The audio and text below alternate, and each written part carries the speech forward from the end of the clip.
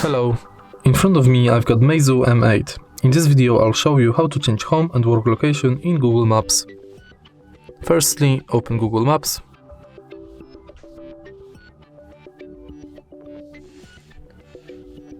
Tap a button in the right corner and go to Settings. Now enter Edit Home or Work and remove current addresses if you've got them, just like me. Now you can enter home and enter home address or choose point on map, for example here. Now let's do the same thing with work, for example here.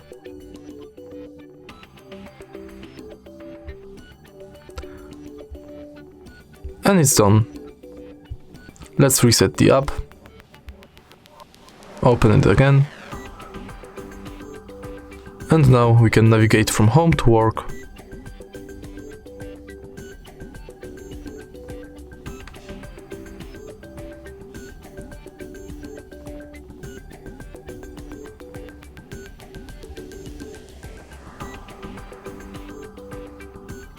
If you find this video helpful, please leave like, comment and subscribe.